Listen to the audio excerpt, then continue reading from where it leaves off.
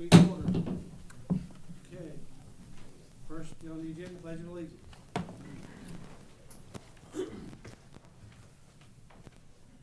Pledge allegiance to the flag of the United States of America and to the republic for which it stands, one nation, under God, indivisible, with liberty and justice for all.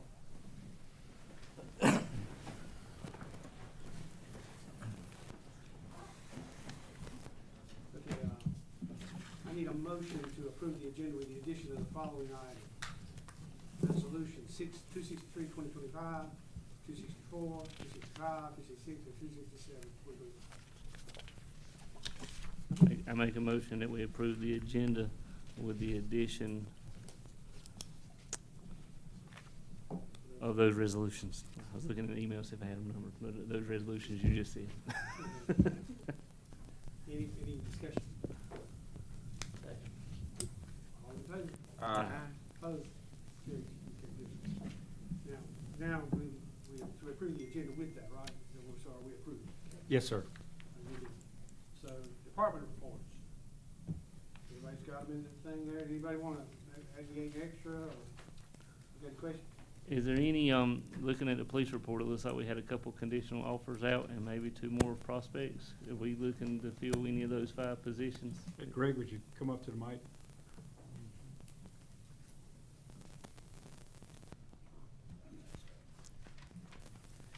Yes, sir. We actually swore in the 2 conditional offers that we made. We swore them in yesterday, and they'll be starting their field training program this week. We've got background investigations going on 2 additional employees right now. We expect, if all goes well, we expect to make conditional offers to them probably next week, and that'll leave us with 1 vacancy. Awesome. Great news. Thanks, Chief. Mm-hmm. Hey, Greg, let me ask you something. We don't have much trouble in getting officers. Mm-hmm. We have a whole lot of trouble in keeping them. Right. Okay, in the last 12 months, we've gone through 8 officers. Now, I had talked to some and didn't have a thing to do with salary. They said, hey, Benson's right up there with some of the, they can't compete with Clayton, but I'm very concerned with what has happened in the past. I know you have mentioned that you're probably going to retire soon, in the next 12 months or something. I'm just wondering if don't need to be pursuing somebody in your place right now. My intent is to stay at least another couple of years. I have no intention of leaving anytime soon. Now, do we have people currently in place that would be a good choice and qualified for it? Sure. But ultimately that would be a management decision as to whether or not, they go in-house or look outside. How do you feel, though, as far as air turnover? What do you hear? I keep preaching about we need an exit, and we've got one. Mm-hmm. It's just some of them go, some of them don't, and then we don't get offered the information. But that should be picked up by you. The head of any department, to me, is the head of the department, and they ought to be seeing what things are going on and what will change them. Right. And I try to speak to the officers, once they submit their resignation, and a lot of times what they tell me is probably different from what they tell, Scott or HR. A few of the ones that left, that they said it was opportunity for advancement. They can go to Clayton or they can go to Smithfield, and they have a canine program, or they have different stuff that we just don't. We're not big enough to offer. They can't get the advancement here. Well, no, because does air policies need to be changed, or are air policies good? I mean, I think we do okay with the resources that we have. I mean, we don't have a canine program. Yeah. We don't have a SWAT. Yeah. And that's just 2 of the things that they've expressed interest in. That, I mean, I just don't have it to give. Well, most of them come here not looking a SWAT program or a K-9 program. I know we've had some that says look into it, and back in the years, we had a K-9 program. Mm-hmm. Worked out fine at that time, but it's an expensive program. Yes, it is. Yeah, And it's hard to justify that expense. well, if they came to you with some of these, I would hope that you'd sit down with them and explain to them, hey, we don't need a SWAT program. Yeah.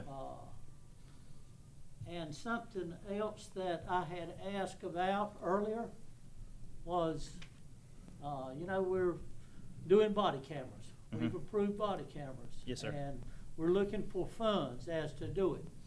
And I mentioned to you, I said, hey, we got $10,000 worth of bicycles. Mm-hmm. You told me 3 months ago you were on that and Mhm. we were gonna do something with them? Yeah, and Josh was actually out on the bicycle for July 4th. I don't know if y'all saw him or not, but I did not. the certification class is next month, and Okay. we've got 3 people going that sign up to go to that as well. That'll give us a total of 5 people that are certified. All right, But yeah, Josh was out. I think it was at IGA. good. All right, thank y'all. Thank you, Chief. Anything else under department? Okay, item for discussion, first read is Market Street alley paving.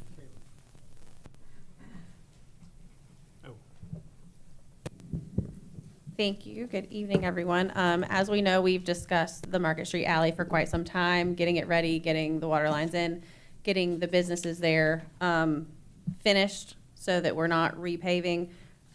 As I mentioned at a previous meeting, we did come back with a much higher quote than what we were originally told. So we got 3 quotes from different vendors. What we came back with is what you see. Daniels Inc. of Garner came back at $41,775.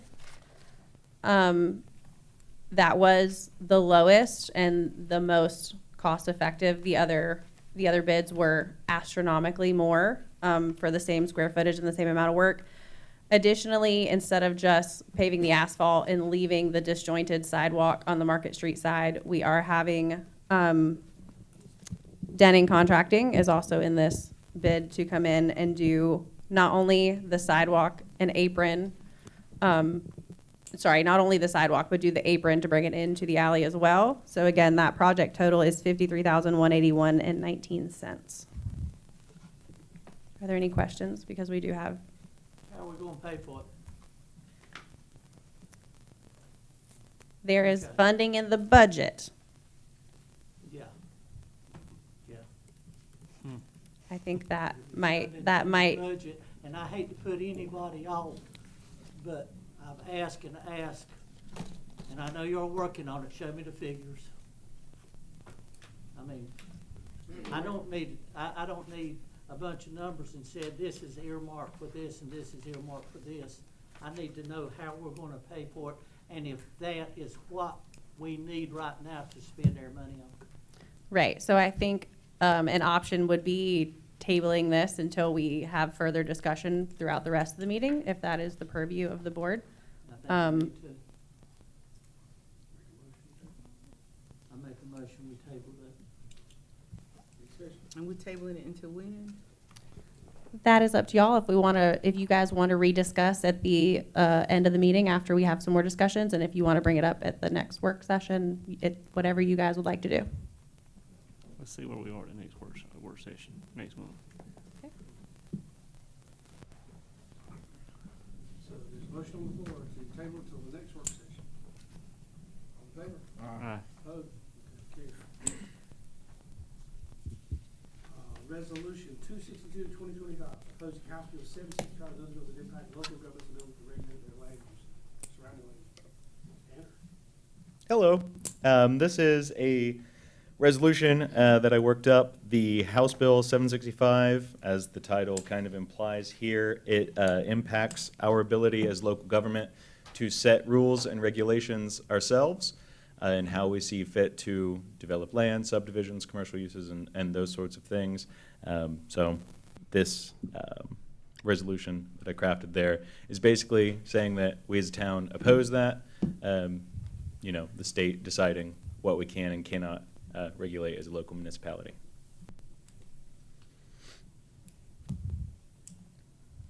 It's been on the radar, a lot of the other mayors, everybody in their cup brother, put in opposition.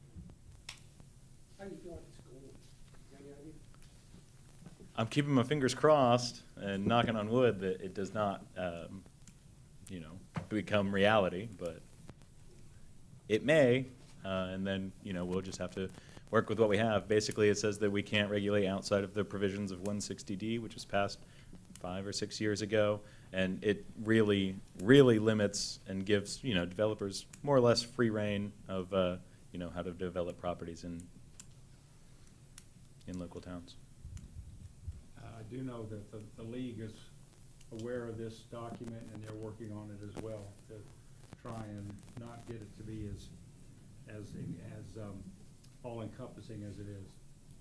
Correct me if I'm wrong, if this bill passes, this limits our ability to have any zoning or planning authority over our ETJ. Is that the way I read that? Is that correct? I would have to double check on that part. Okay. So from my understanding, the major concern of it is that there would be no regulation outside of what is specifically laid out in 160D. Okay, all right. You know.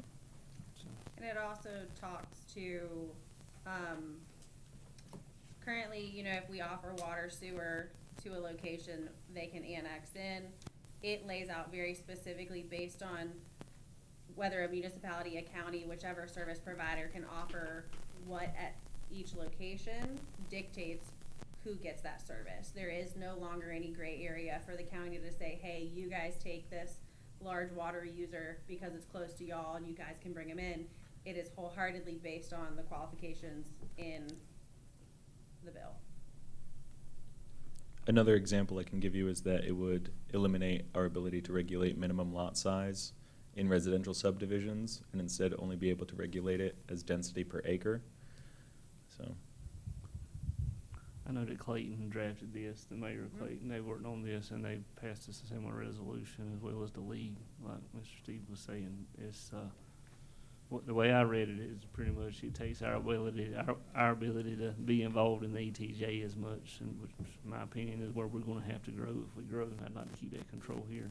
So, if you're ready for a motion, I make a motion that we adopt, resolution 262-2025 opposing House Bill 765. A motion on the floor, Commissioner Davis, any discussion? All in favor? Opposed? Passed. Thank you. Town manager.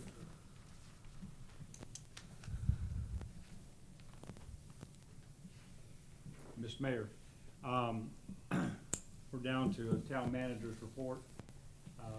I've had an opportunity this past week to look at the town's books and also spoken with our finance director. It's where the audit that was supposed to have been provided by June 30th has not been provided to the local government commission. We have I have a virtual meeting tomorrow.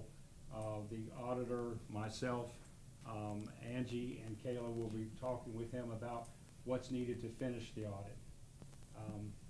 Given that we have that situation, and what I would recommend to the commissioners is we might need some help, some additional help in looking at what we need to do to get that audit completed, as well as looking at some of the other things with our books. So there is a company called Greg Isley's Accounting. They're out of Raleigh. They have an entire division that specializes in local government finances. What basically they do, they'll send somebody in to come in, take a look at our books, and give you all a very good I say snapshot, but much larger than a snapshot of where you stand. Then they also help provide some training for staff. And Angie is an interim finance director. She will tell you herself that she could use a little bit of assistance. And we have an open position in the budget for an executive specialist in the manager's office, and we could use those dollars that are budgeted there to help bring Greg Isley in. I highly recommend that that's what we need to bring in, is his company to help us take a look at it. You need a motion? Yes, sir? I'll make a motion that we hire him through you, and you go ahead and let's get this thing squared away. Yes, sir. How long has anybody known about us not being, us having the budget, us having the audit ready? I know that was before your time. Yes, but sir. I need an answer because I've asked in the past, and, oh yeah, we're gonna have it ready, and it's not. The only thing I can tell you, Commissioner, is that the town did receive an email from the Local Government Commission. You all were in that email, along with along with management, that the audit was late, and that and it needed to be completed by June 30th, and for some reason it was not completed by June 30th. I'm still piecing it together, okay? But I have talked with the local government commission representative that's overseeing that Benson that oversees the Benson finances, and one of the things that needed to be done was a letter needed to be sent to state when the audit would be completed. That was supposed to be there by the 30th as well. I supplied that letter on July 2nd, and so at this point in time, I feel strongly that Greg Isley will help us to find out what our position is. Okay, so what does the LGC right now represent with us? What monies we got on the table that we cannot, that means that we cannot borrow another penny on anything. The town is currently, and has been since late 2023, is on something called the UAL. It's the Unit Assistant list, and there are right now several hundred towns in the state that are on that list, and that list is a list that the UAL that the Local Government Commission maintains until they're satisfied that the financial position of any town that's on it is where it should be. And yes, sir, it does affect your ability to borrow money, because in order to borrow certain types of money, you have to go to the LGC, and if you're on the UAL, it does stand as a possibility that they will not approve that. Steve, who would be responsible though, as far as letting this board know back in 2023, 2024, hey, I got a letter up here and we need to do this? It would be the manager, sir. Okay. Steve, I was under the impression when I had a conversation about this that we were waiting on information from a software switch, that some of the months for the end of our last fiscal year didn't travel over, and so that's the reason we have not been able to complete the audit. So have we, is that software, has that been updated? Are we still waiting on that software company to update those entries before we can supply that information? So, sorry. Yeah, we will not know until we talk with the auditor tomorrow, because the last information that he got was on June 30th. And that information that he was provided him did not allow him to close out the audit in order to be able to give it to the LGC. Okay. So at this point in time, I really need to hear from the auditor as to what that situation is. The auditor was out of town this past week, and that's why we're having to wait till tomorrow morning to have that virtual call. So we have already hired an outside auditor. We do that every year, right? Yes, and sir. so that's who's doing our audit, and now we're gonna hire this other firm to come in and audit the auditor, or look at everything? Okay. All This is not a firm to come in and audit the auditor by any Okay, stretch. okay, No, sir. all right. the auditor's responsibility is a snapshot of where you were at the end of fiscal year '24. Right. We're a whole year away, beyond that. What the other auditing company will do is come in and give you a snapshot of where you're at today. Okay. Do you have an estimate of what that cost is gonna be? Typically, it will probably be, depending on, they charge by the hour, so that drives it. I would say that somewhere in the $40,000 to $50,000 range when it's all said and done. And that's within the ability to pay for that with that position that's open. How long do people take? We should get, I would talk to Mr. Isley tomorrow. I had already talked to him and find out whether he was available for something like this. And he'll have somebody come in, I would say very shortly in the next week or so, maybe 2 weeks at the most, and take a look at where our books look like. They'll spend the day with Angie. Well, I think before we keep getting into deeper discussion that we do consult with the auditor first, because at this point, I don't even really see the need to continue to discuss this without, getting information from the auditor, because we can just sit here and assume, and I don't want to do that. So I prefer that we just wait to get additional information from the auditor. From the auditor or from Greg Isley? Yes, Greg Isley. Greg Isley. The accounting, yes, the ma'am. accounting. Yes, ma'am. Yes. So, you make, you vote on that. He got a motion. Motion. All right, no more discussion, right? Anybody, all in favor? All right. Opposed? Motion carries. Okay. The next item, Mr. Mayor, was information that was sent out to you late this afternoon. I apologize for it going out so late, but you can see I've been busy all day long putting this together. You have before you a number, or 5 different resolutions. These resolutions are resolutions that need to be adopted by the board under North Carolina General Statute 159, which is the Local Government Finance Act. One of the items, and we found that out.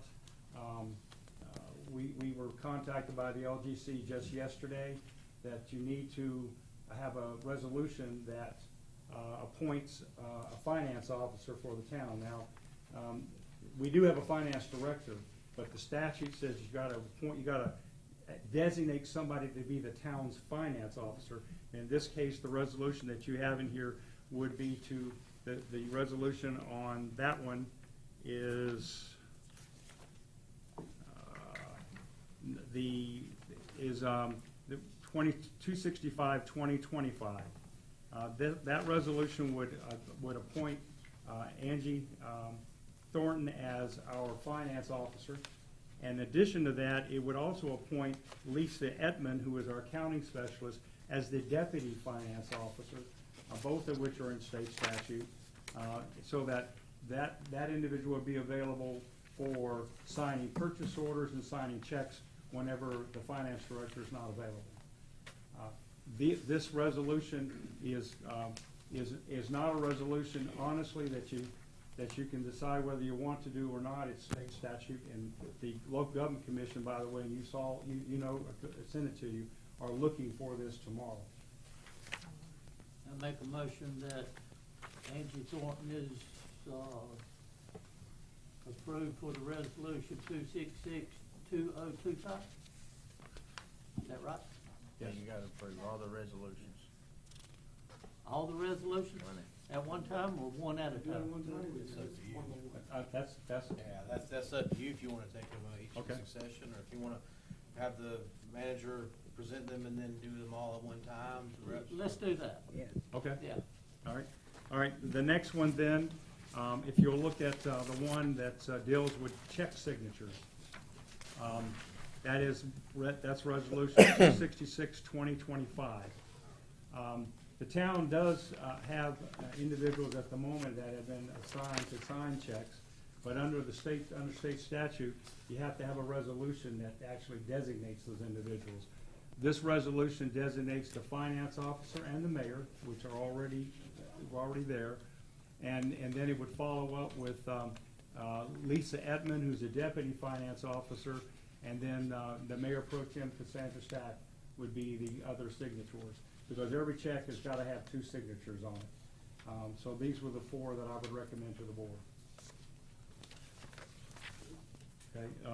The next one is a resolution designating official depositories.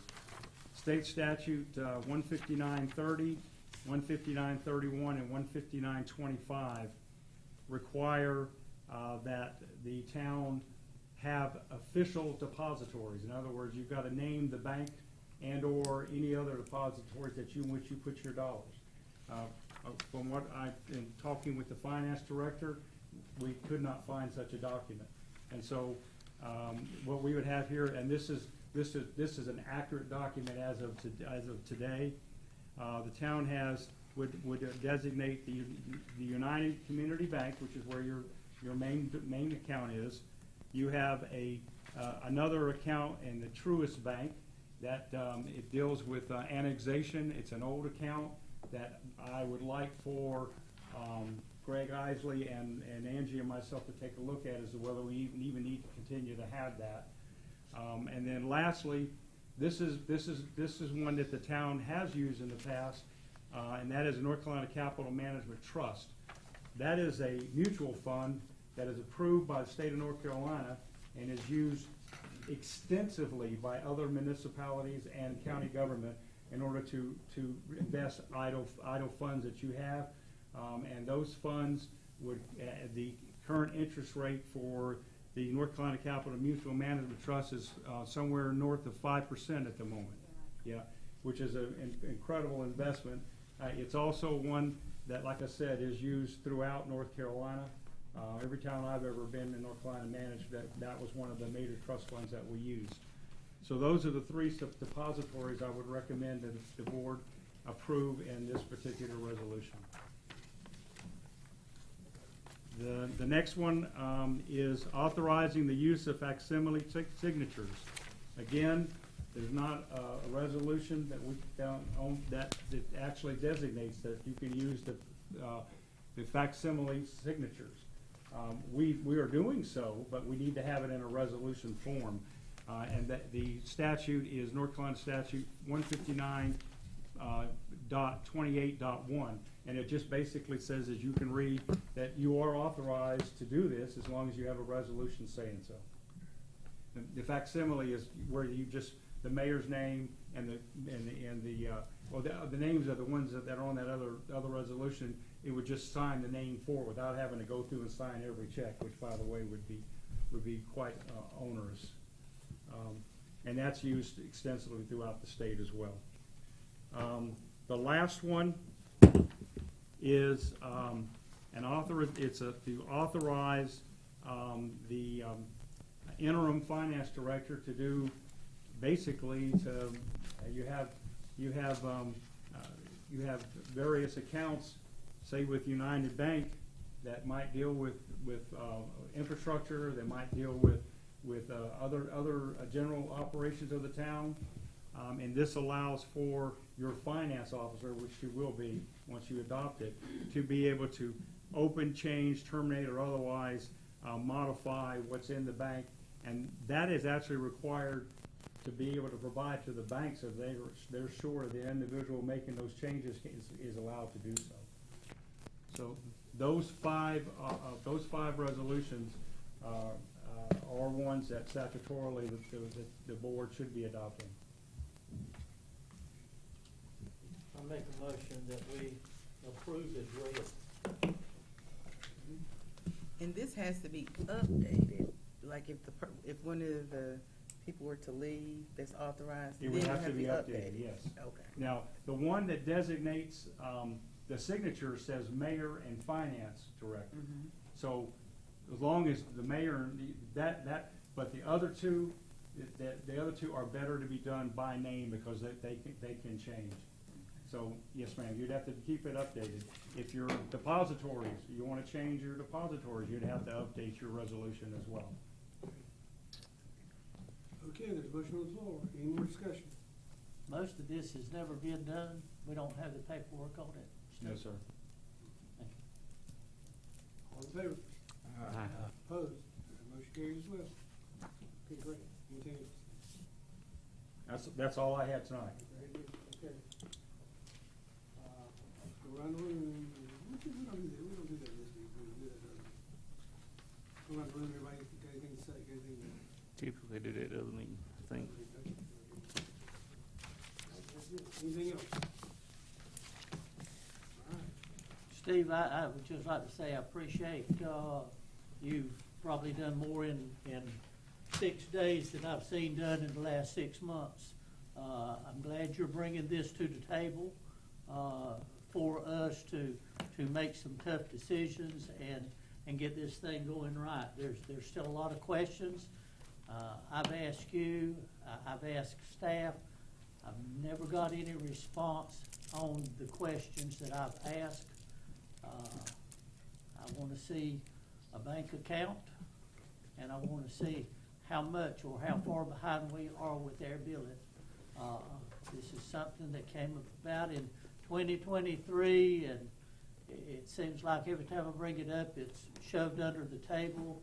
We can't operate like this anymore. We have got to do some things, and I will say that the election board opened yesterday. It closes July the 16th or 15th. As far as filing, 18th. 18th. Anybody that is interested in filing to do a better job than me, go for it. I'll back you 100%. I hate where we are, but I appreciate you. Okay? Yes, sir. Okay, anybody else? All right, that means that, motion to adjourn. Make a motion, we adjourn. He made a motion to adjourn. All in favor? Aye.